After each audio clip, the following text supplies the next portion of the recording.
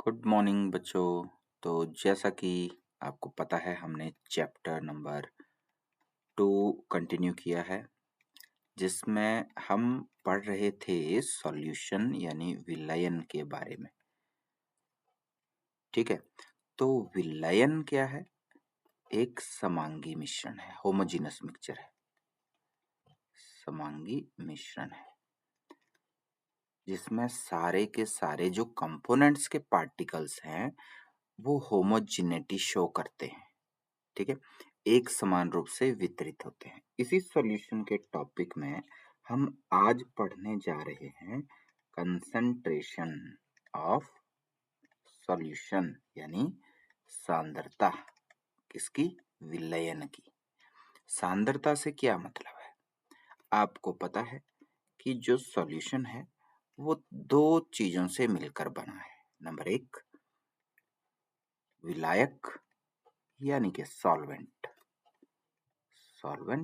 और नंबर 2 उसमें घुले हुए, विलायक में घोले जाने वाले या घुले हुए विलेय पदार्थ यानी सॉल्यूट। दो चीजें होती हैं। अब एक सॉल्वेंट के अंदर सॉल्यूट एक से ज्यादा हो सकते हैं, बट अभी हम एक की ही बात करेंगे। अभी देखिए, आप मान लीजिए आप चाय पी रहे हैं। ओके, तो इस चाय के अंदर आपको क्या चाहिए? शुगर। आप कितने शुगर क्यूब्स डालते हैं इसमें? मान लीजिए एक कप में 3 क्यूब्स डालते हैं शुगर के, या 3 चम्मच डालते हैं शुगर के। ओके, तो आप जो चीनी पी रहे हैं उसमें अगर 3 चम्मच डाले गए हैं, और जो कोई दूसरा व्यक्ति आपके लिए या वो पी रहा है मान लीजिए, और वो उसमें 2 चम्मच चीनी डाल रहा है, तो आप क्या कहेंगे इन दोनों के बारे में? दोनों इस केस में सॉल्यूशन बन रहे हैं। ठीक है, या दूध में या पानी में, मान लीजिए पानी में अगर घोल रहे हैं, तब भी हम चाय का एग्जांपल ले रहे हैं अभी।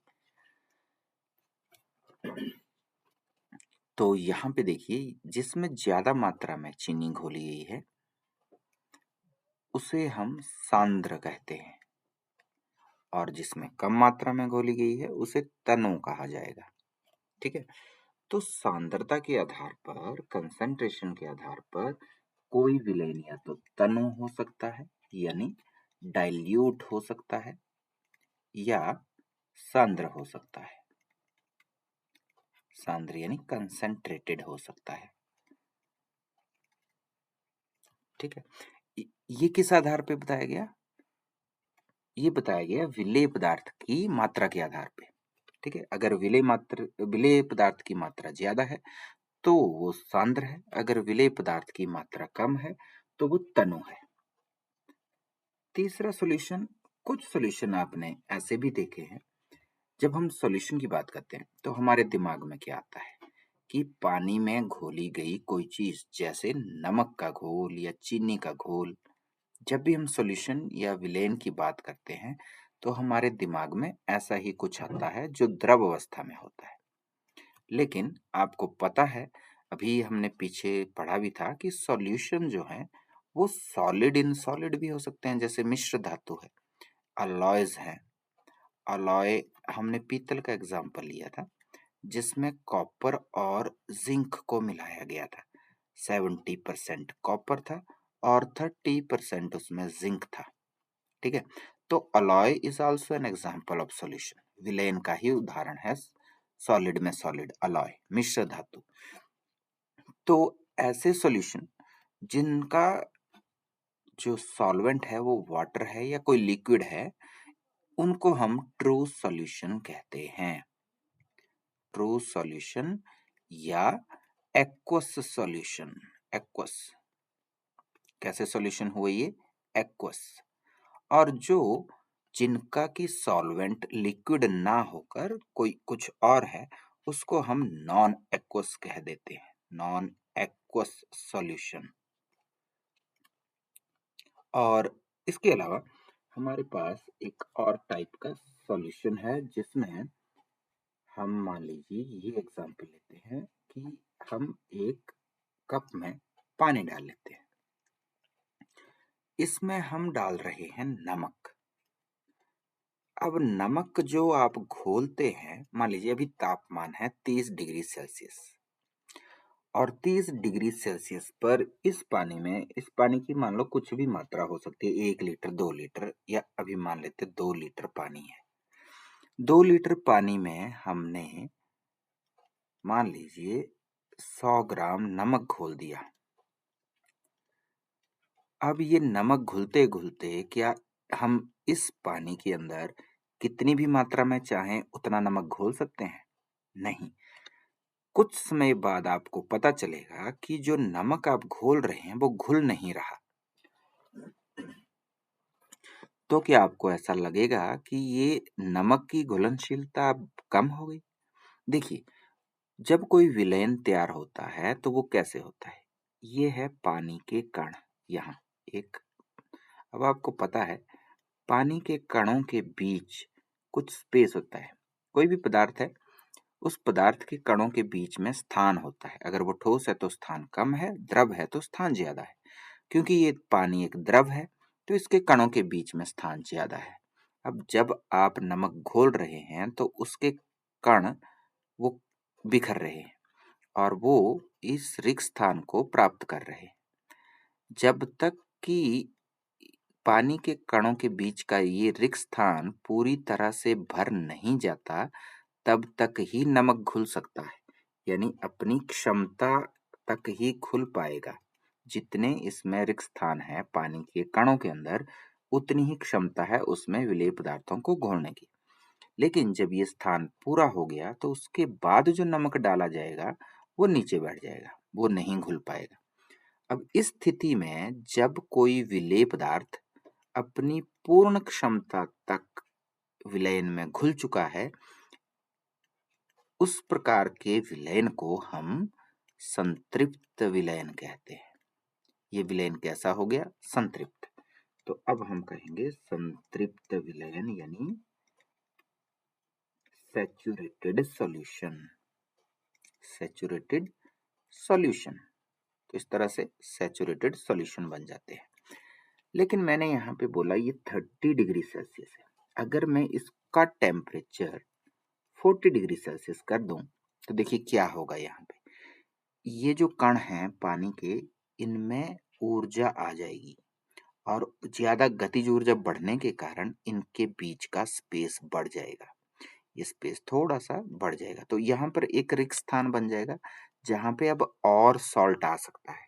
यानी पहले तो ये संतृप्त विलयन बन चुका था, तापमान बढ़ने के साथ ही इन कणों के बीच रिक्त स्थान बढ़ गया जिससे रिक्त स्थान और हो गया है। अब इस तरह के सॉल्यूशन को या तो संतृप्त बनने से पहले सॉल्यूशन कैसा था या तापमान बढ़ाने के बाद सॉल्यूशन कैसा था, उसे हम कहेंगे असंतृप्त विलयन यानी अनसैचुरेटेड सॉल्यूशन। यानी अगर हम पानी के अंदर या किसी विलायक के अंदर विलेय पदार्थ को उसकी पूर्ण क्षमता तक किसी तापमान पर घोल देते हैं तो विलयन संतृप्त होगा। अगर अभी स्पेस है तो वो असंतृप्त यानी अनसैचुरेटेड होगा। अभी देखिए हमने क्या किया था, 30 डिग्री पर इसको सैचुरेटेड बनाया और इसी सॉल्यूशन को दोबारा से अनसैचुरेटेड बना दिया तापमान को बढ़ाकर। तो अगर आपसे कोई पूछे कि किसी सैचुरेटेड सॉल्यूशन को अगर अनसैचुरेटेड बनाना है, संतृप्त विलयन को असंतृप्त बनाना है, तो आप क्या कर सकते हैं? सिंपल, तापमान को बढ़ा सकते हैं जिससे कणों के बीच रिक्त स्थान बढ़ जाएगा और विलयन अपने आप संतृप्त से असंतृप्त हो जाएगा। ठीक है, ये हमने पढ़ा विलयन के प्रकार के बारे में। तो किस आधार पे? विलेय पदार्थों की मात्रा के आधार पर कोई विलयन कैसा हो सकता है, तनु, सांद्र सॉल्यूशन यानी एक्वस सॉल्यूशन या नॉन एक्वस सॉल्यूशन, संतृप्त विलयन या असंतृप्त विलयन हो सकता है। आपको ये टर्म्स याद रखनी है, कब यूज की जाती हैं। तनु, जब विलेय पदार्थ की मात्रा बहुत कम है। सांद्र, जब विलेय पदार्थ की मात्रा नॉर्मल से ज्यादा है। एक्वस सॉल्यूशन, विलयन में विलायक कोई द्रव है नॉन एक्वस सॉल्यूशन जब विलायक ठोस है। संतृप्त विलयन जब विलेय पदार्थ अपूर्ण क्षमता तक किसी विलायक में घुल चुके हैं तब ये सैचुरेटेड है, और जब जब तक वो नहीं घुले हैं तब अनसैचुरेटेड है। यानी इसका मतलब ये है कि अनसैचुरेटेड सॉल्यूशन वो है जब विलेय पदार्थ विलायक में पूर्ण क्षमता तक नहीं घुले हैं, अर्थात विलायक के कणों के बीच में अभी रिक्त स्थान बचा है, और किसी संतृप्त को असंतृप्त हम बना सकते हैं गर्म करके। ओके, अभी हम सांद्रता की कैलकुलेशन भी करेंगे। Calculation of concentration. किसी विलयन की ओके, किसी विलयन की किसी सॉल्यूशन की सांद्रता कैसे मापी जाती है, उसके लिए हमारे पास 3 फार्मूले हैं। हम कैलकुलेट करेंगे कंसंट्रेशन को परसेंटेज में, प्रतिशतता में, परसेंटेज में। कैसे? या तो हम आयतन लेंगे, दो चीजों का आयतन यानी वॉल्यूम, किसका? सॉल्यूट का, विलेय पदार्थ जो घोले हुए हैं, अपॉन आयतन किसका? पूरे विलयन का, पूरे सॉल्यूशन का। तो आयतन जब भी लिया जाएगा ये लीटर या मिलीलीटर में लिया जाएगा और मल्टीप्लाई बाई 100, या दूसरा फार्मूला आप लगा सकते हैं, दोनों का द्रव्यमान लेना है, द्रव्यमान सॉल्यूट का यानी विलेय पदार्थ का और द्रव्यमान सॉल्यूशन का यानी पूरे विलयन का। ये मिलीग्राम, ग्राम या किलोग्राम में आ जाएगा, इनटू 100। और तीसरा तरीका है कि सॉल्यूट का तो द्रव्यमान लिया है, सॉल्यूट विलेय पदार्थ, और अनुपात लेंगे इसका आयतन किसका? सॉल्यूशन का। तो सॉल्यूशन का वॉल्यूम लेंगे, सॉल्यूट का मास लेंगे, मल्टीप्लाई बाई 100। तीनों केसेस में हमने देखा कि यहाँ पर सॉल्यूट और सॉल्यूशन की ही बात की है, सॉल्वेंट की बात नहीं की है। यानी कैलकुलेशन करती बार आपने सॉल्वेंट नहीं सॉल्यूशन से कैलकुलेट करना है, और सॉल्यूट की मात्रा जितनी ज्यादा होगी उतनी उसकी सांद्रता ज्यादा होगी, कंसंट्रेशन ज्यादा होगी। चलिए यहाँ पे देखिए, मान लीजिए आपके पास 100 ग्राम ऑफ वाटर दे रखा है, या मिलीलीटर है तो मिलीलीटर कर सकते हैं वाटर, और उसमें हमने 5 ग्राम ऑफ शुगर ऐड की है। तो इसकी कंसंट्रेशन कैलकुलेट कैसे करेंगे?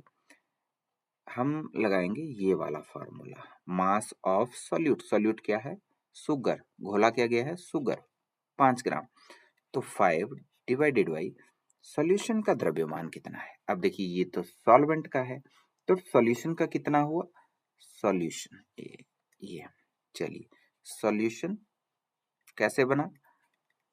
100 gram of water plus 5 gram of sugar, total solution is 105 ग्राम। तो फॉर्मूले में आप क्या लिखेंगे? सॉल्यूट का द्रव्यमान जो कि 5 ग्राम है, शुगर का, सॉल्यूशन बना टोटल 105 मल्टीप्लाई बाई 100। इसको आप करेंगे 21 एंड 4.888 समथिंग लाइक दैट। तो इसकी कंसंट्रेशन बन जाती है 4.8%। इस सॉल्यूशन की कंसंट्रेशन है 4.8%। तो कंसंट्रेशन क्या बता रहा है? सॉल्यूशन में कितना सॉल्यूट है। ठीक है, याद रखें, सॉल्यूशन में कितना सॉल्यूट है। ठीक है, तो इस तरह से हम कंसंट्रेशन को फाइंड कर सकते हैं। राइट, अभी देखिए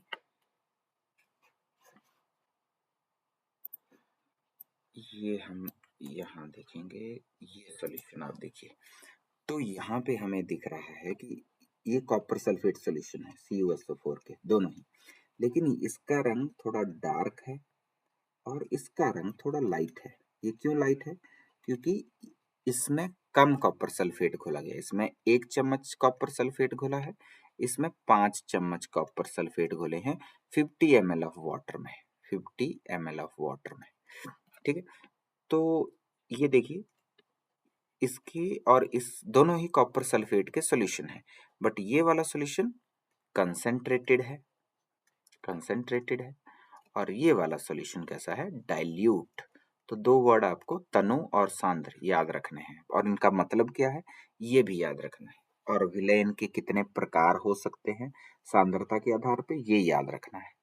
ठीक है, ये न्यूमेरिकल आ सकता है आपको जो भी हमने सॉल्व किया, तो इसको अच्छे से करना है। इतना काफी है आज के लिए। Okay, thank you very much.